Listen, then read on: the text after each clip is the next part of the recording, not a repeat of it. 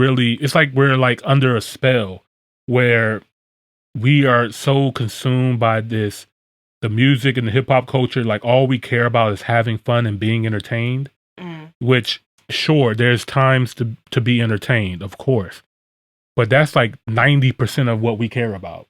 Yeah. When things like this are being said, when the real stuff is being talked about, it's nobody cares. And it's insane to me because it's just like, this is what's important. Yeah. We need to prepare ourselves for stuff like this. Okay.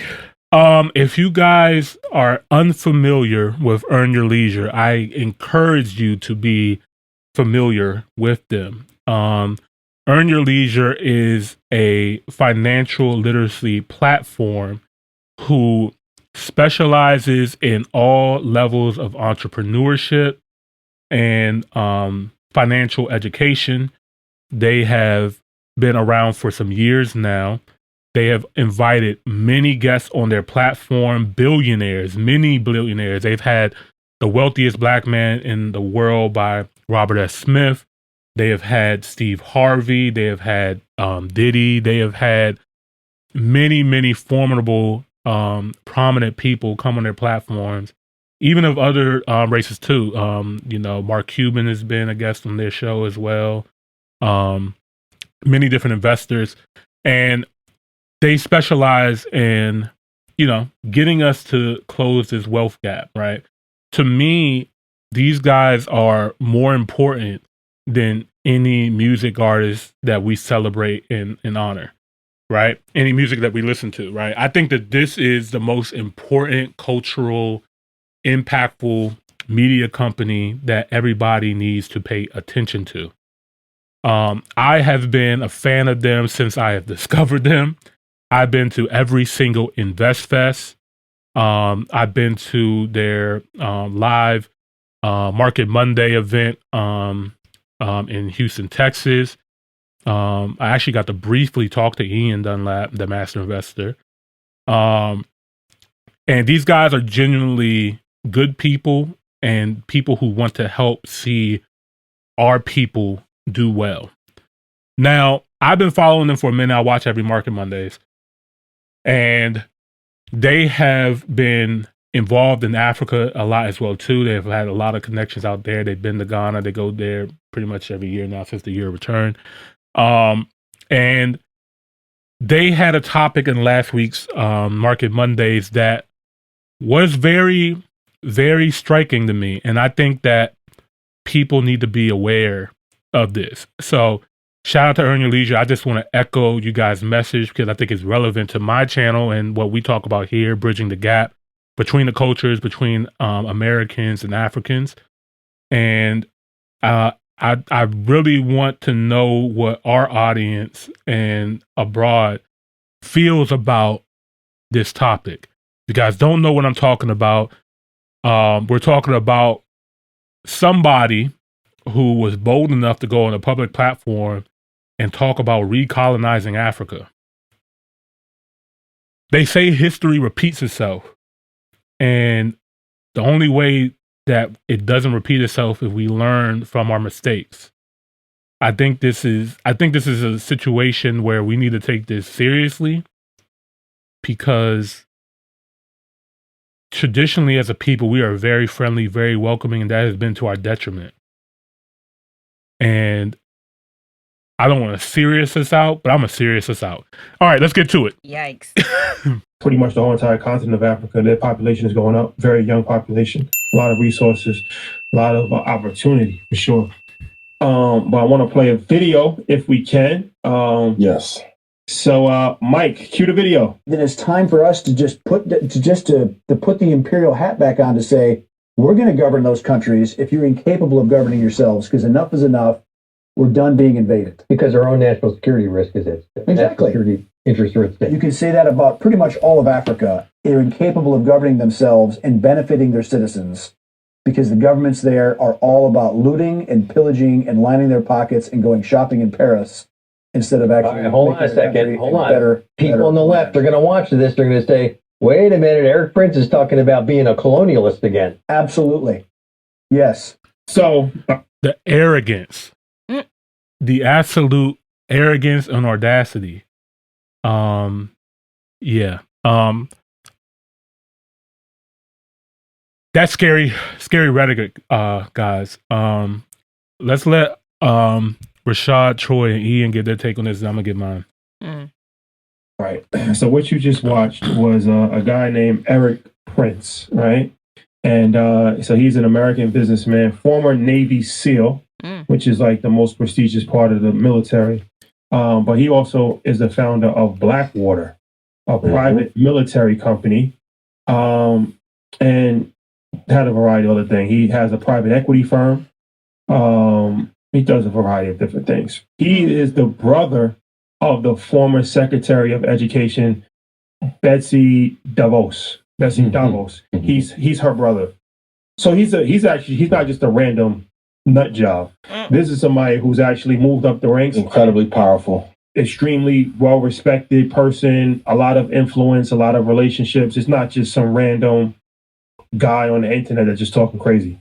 So you just saw the video where he openly called for the recolonization of Africa. All right. Just a quick commentary on that. So, to me, it's very ignorant for him to say that, all of African leaders are pretty much corrupt and that they're all like, spending money in Paris and stuff like that. Africa has, 55 countries right now. To classify all of them as being irresponsible is, to me, a little bit reckless. Obviously, I do understand that there are issues and corruption in certain countries for sure. I'm not going to discredit that. But I think we also need to pay attention to how young these countries are. A lot of these countries got their independence 60, 40, 20 years ago. These are baby countries figuring stuff out. Like you have the West, like you think of America, been around 250 years. You got Europe has been, over 300 years.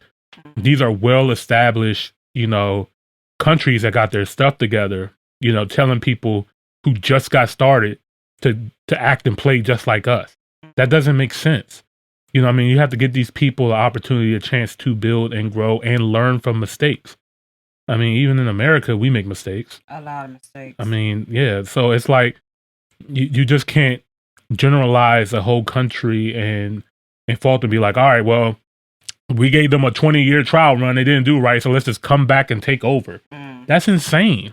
That is extremely That's a tyrant. Crazy. That's a tyrant, a dictator. It's just giving too much of dynasty energy. And I feel like not everybody is well off trying to take over another country that they were never, ever born. Yeah, it's the entitlement. It's kind of scary, right?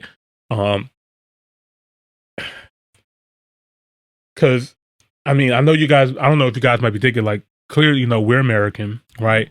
We don't know what it's like to be colonized. We got hit from the opposite side of that coin. Colonization in Africa and then slavery in America are it's the same coin, just two different sides. They came into Africa. They told you guys what language to speak, what religion to practice, and you had to follow all the rules and all the stuff in their school system. And then on our side, we were enslaved. We had to, fight for our freedom. When we finally got free, then we were technically colonized, because we had to lose our traditions, our native tongue, our languages, and now had to adopt to the new American, language or, whatever your respective, spot in the diaspora is, whatever it is. And lost our last names in the process. Yeah, we can't track. We have no connection. They chopped that off to our homeland. We all have slave owner names. Like, that's crazy. Like, the more I think about it, I'm just like, bro, I really have a slave owner's name. And that's supposed to be okay. I got a last name that I honestly don't know whether it was, yours or not? No, not even that. Native American, like legit indigenous American, or was it a white man? Was it a black man? We don't know. We're mixed. Well, in general, we're mixed up with a lot. This is 400 years of mixing and no information. So I do believe, like, that's why I say when people of African descent should just go back to Africa, just go back, just to find some connection there. I felt the connection when I went back. Everybody that I know that went back to Africa, felt some kind of connection. Like, and every place I've been has been extremely welcoming and loving. If you guys seen my last Kenyan video that I did with the reaction I did with Jackson Cooper, his channel, What Kenyans Think About Black Americans. I seen a lot of Kenyan people, they look at us as brothers and sisters. You know what I mean? They understand that we're originally from the continent and we're not there no more. We obviously went through what we went through. But anyway, this got me passionate and interested because I have huge respect for Earn Your Leisure, and I think it was really important. And I commend them for actually talking about this topic because it's actually very important.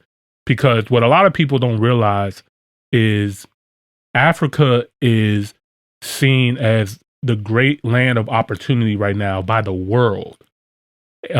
China is already heavily involved in Africa and its infrastructure. Let them go.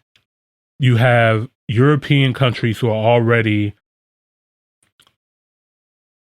pulling resources like crazy from Africa. And now you have, American interests. We just talked about the NFL coming into Africa. This could be a good or a bad thing. I'm hoping it's a good thing. But there's just so many things. Like Africa is just looked at as a place of just abundant resources where we just want to take, and not build or grow. And I think it's very important when we see countries like Ghana or Kenya or South Africa who are doing their best with their new age of trying to build relationships, trying to build infrastructure and stuff like that. I know some are getting help from outside resources, but I think it was either Ghana or another country, England or the UK as a whole, gave them back their jewels, their gold and everything, and said it was on loan. I said, how do you give somebody back their previous items that y'all stole and say it's on a loan? And I feel like that was really, really just disrespectful. It was Belgium, I believe. It was Belgium. Belgium, explorers, soldiers, and government representatives, merchants, and mercenaries took home items they had stolen, bought or otherwise acquired last year. Belgium's parliament approved a law paving the way for restitutions of cultural property to the Dominican Republic of Congo, Rwanda, and Burundi. And this has happened a lot. I think there was some other people as well too. The politics is the stuff that goes into it. It's a lot. What's clear is that Africa has a lot of things stolen from it, and it's really sad. But let's get back into this video real quick. In a public interview. So imagine, and the guy gave him an opportunity. He was like, "Oh, the left wing is going to say that you calling for." He's like, "No, I am calling for the recolonization of Africa." Okay, I have my views on this, but what's you guys' take on it? My take is that at some point, I said this is going to be the year of truth, because there's not a lot of pushback politically, and we won't rise up fast enough.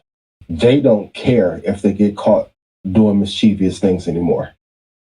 I think that the resources there are so incredibly valuable. And also, too, if Elon has been able to have whatever nefarious past with his dad and then himself, and then come here and build what he's built, if they have military prowess and political capital and favor, why even hide it? This is why I say we have to move faster. So when I began talking about international exposure and diversification internationally a couple of years ago, it's really key because Africa is the gold mine, no pun intended. I think in this era, because people will not stand up to villains like this, there's no reason to hide what the plan is anymore. I think we have to stop being brainwashed, taking in so much media, focusing on bullshit that doesn't matter, so we can kind of thwart this kind of attack on the continent. Yeah. Great point. As a culture, we focus so much on Ice Spice and Lotto beefing, or Meg Thee Stallion and Nicki beefing, or Usher grabbing on Alicia Keys. I know we talked about that earlier. All of these things don't have anything to do with what's actually happening. We are so blinded by what the media wants us to see. We don't look to see what's actually happening and is important. We're blind. You know what I mean? Like we are really, it's like we're like under a spell where we are so consumed by the music and the hip hop culture. Like all we care about is having fun and being entertained, which sure, there's times to be entertained, of course, but that's like 90% of what we care about. Yeah. When things like this are being said, when the real stuff is being talked about, it's nobody cares. And it's insane to me because it's just like, this is what's important. Yeah. We need to prepare ourselves for stuff like this. We need to get our finances together. We need to, communicate and collaborate with our brothers and sisters across the continent.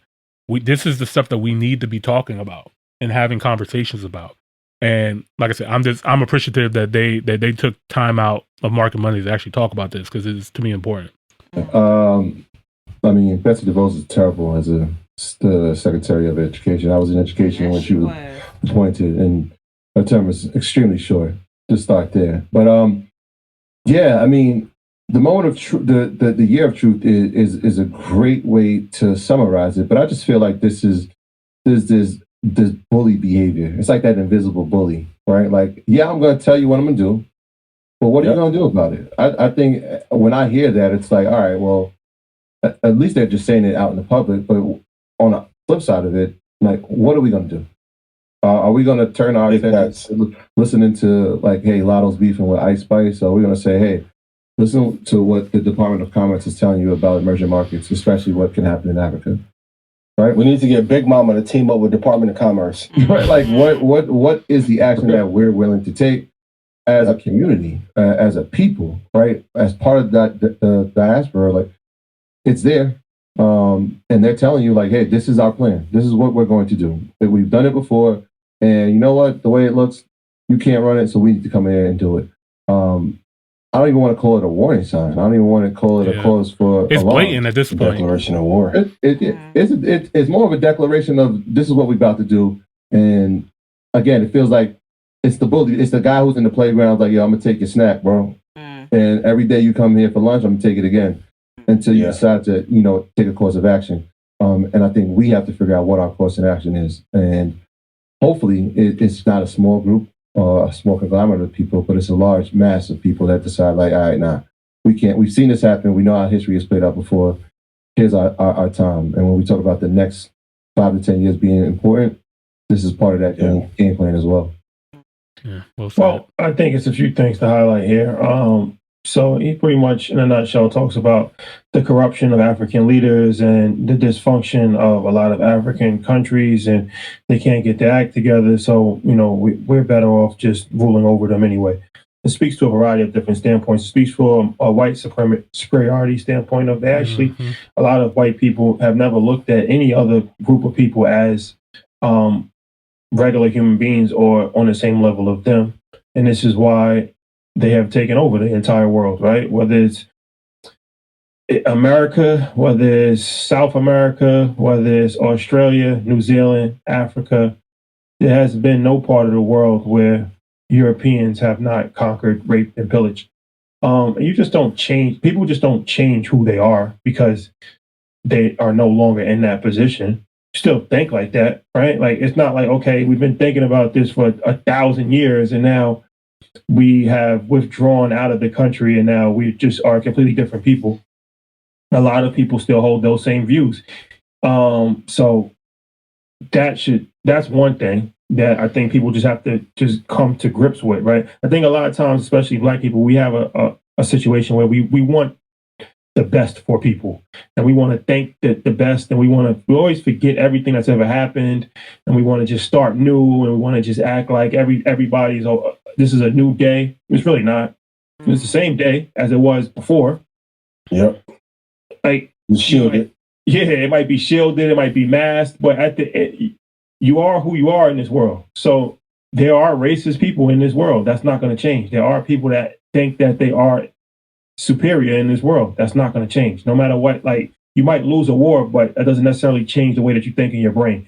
So I think that that's important for people to understand. It's especially important for African nations to understand because, you know, African people, just like Black people in America, are very welcoming people. Yeah. And they're very forgiving people as well. But that's to their detriment. It's happened before. So if you have to learn from history, you can't make the same mistakes. So be careful who you welcome into your country. Be careful who you accept money from. Be careful who you give your natural resources to, because history can repeat itself, right? Yeah. But also, I think that it's important for people to have a good understanding of history. So this is a common theme of like, well, why can't Africans get themselves together? It's the same thing of like, why can't Black people in America get themselves together? Well, you colonized them for 80 years, right? You raped and pillaged and literally killed, maimed, did all kinds of horrific psychological effects. After you withdraw from the country, you put them on economic sanctions, you ruin their economy purposely, right?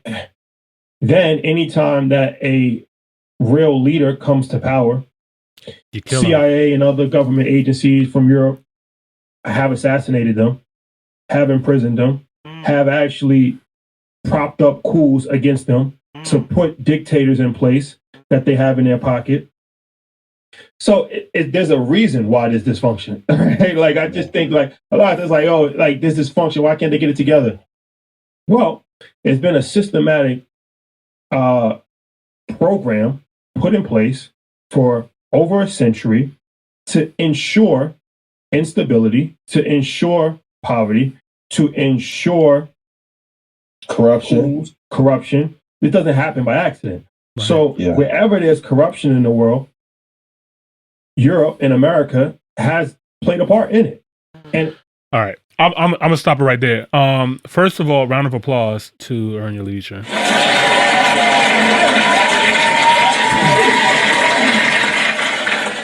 Second of all, they all hit the nail on the head with this.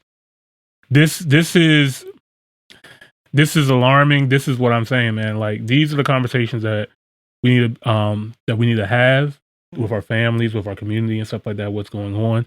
I encourage you guys to please watch their full video.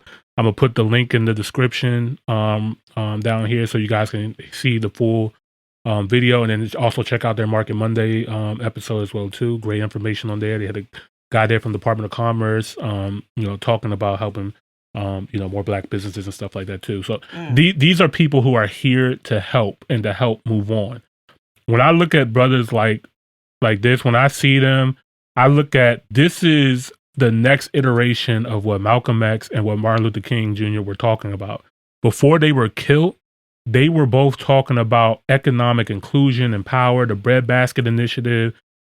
We can't have civil rights without having economic rights. When Martin Luther King died, he didn't die because of the I Have a Dream speech. He died because he said, the next time we go to Washington, we're coming to get our check. That's why they killed him. Because they realized that, he's like, yo, they're taking Europeans, giving them government subsidies to come into the country and to fucking farm potatoes. They're giving them houses. They're giving them land. They're giving them this.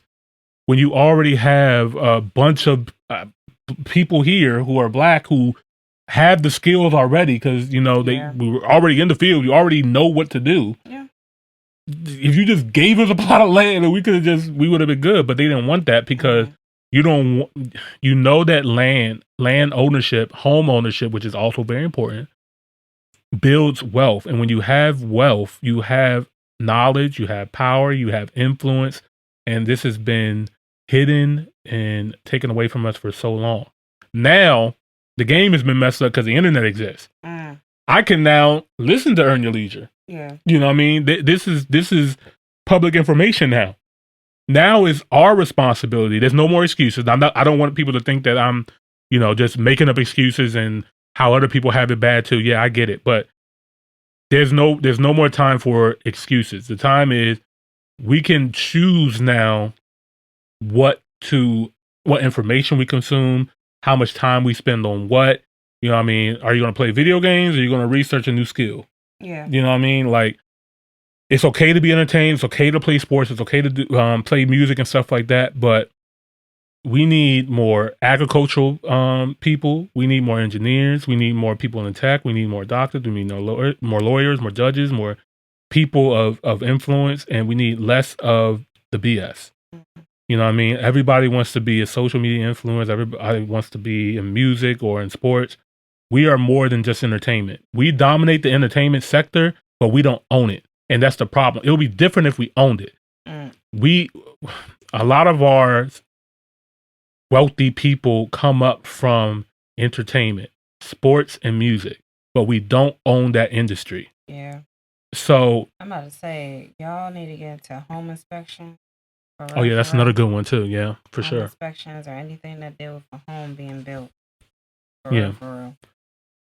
So, God, I know I spent some time on this, but I thought this is very important, guys. This is very important. And, you know, as us, as a podcast and a show that talks about bridging the gap, we have a large African audience and following. Very curious to hear what you guys think in the comments below. You know, these are the conversations we want to have. We want to talk. We want to communicate. We don't have to argue. We don't have to debate. We need to conversate. We need to have communication. We need to tell you guys how we're feeling, what we're seeing, what you guys are hearing, what you guys are seeing, and come together. So that's my overall goal of this video right here. So once again, thank you, Earn Your Leisure, for the message, you know. All right. Top hill, top hill, top